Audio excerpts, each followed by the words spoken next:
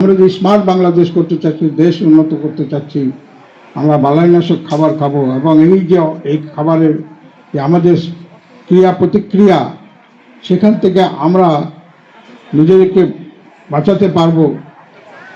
এই জন্যই আমাদের এই পদ্ধতিগুলি আমাদের গ্রহণ করা উচিত।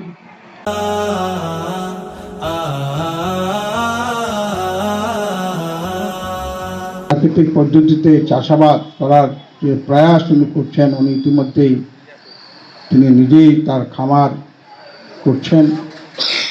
এটি আমাদের কাছে, উনি আমার কাছে নতুন এই জন্য যে আমি ইতিপূর্বে ওনাকে আমি তখন থেকে দেখতেছি, তো কিন্তু ওনাকে চিনতে পারি নাই।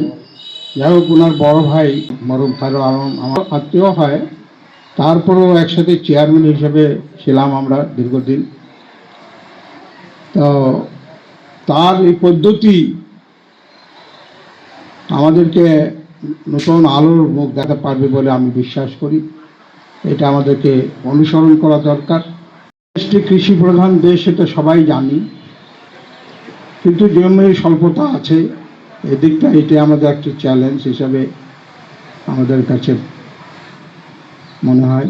দেশ স্বাধীনের পর অনেকেই বলছিল তলানিবিহীন ঝুড়ি, ভিক্ষুকের জাতি, মিসকিন, এভাবে আমাদেরকে বলা হতো।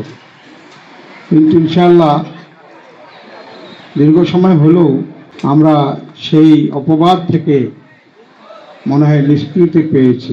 তো এটি আমাদের মূল হচ্ছে আমাদের দেশের কৃষিবিদ, কৃষি বিজ্ঞানী এবং আমাদের কিষানী ভাইয়েরা যারা অক্লান্ত পরিশ্রম করে আমাদের দেশের অবস্থাটি পাল্টে দিয়েছেন। এখন আমাদের নিরাপদ খাদ্যের দরকার। আমরা এগিয়ে যাচ্ছি, আমরা স্মার্ট বাংলাদেশ করতে চাচ্ছি বিশ্বের সাথে তাল মিলিয়ে।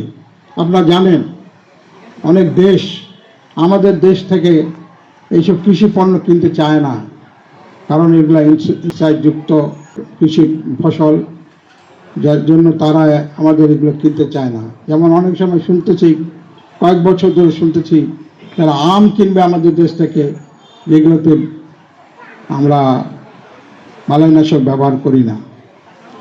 তা আজকে আমরা একটি নতুন পদ্ধতি, এটি হাতে কলমে কাজ করছেন, যার জন্য আমাদের এইটা অনেকে করতে সাহস পান না, যা হয়তো ফসল কমে যাবে, ফসলের উৎপাদন কমে যাবে, এই কারণে হয়তো ব্যবহার করতে চায় না। কিন্তু উনি যেহেতু চ্যালেঞ্জ করতেছেন, বলছেন যে এটা আমি উপকৃত হচ্ছি এবং আমাদের অন্যান্য খরচও কম, তো সেই দিক থেকে আমরা এই পদ্ধতিটি আমাদের মনে হয় যে আমাদের কৃষি বিভাগের পক্ষ থেকে এটি যদি ব্যাপক প্রচার করা হয় আমাদের কৃষকের মাঝে, তাহলে মনে হয় আমরা সেই দিক থেকে আমরা যে স্মার্ট বাংলাদেশ করতে চাচ্ছি, দেশ উন্নত করতে চাচ্ছি, আমরা বালাইনাশক খাবার খাবো এবং এই খাবারের যে আমাদের ক্রিয়া প্রতিক্রিয়া, সেখান থেকে আমরা নিজেদেরকে বাঁচাতে পারবো।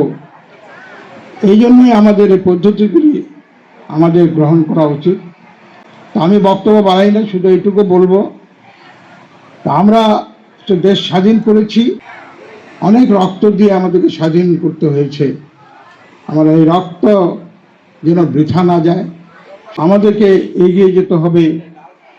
আজকে বিশ্বের কাছে আমরা একটা উন্নত, আমরা আর ভিক্ষুকের জাতি নই, এটা আমরা প্রমাণ করেছি। এটি আমরা বিশ্বের কাছে আরও ব্যাপকভাবে তুলে ধরতে চাই।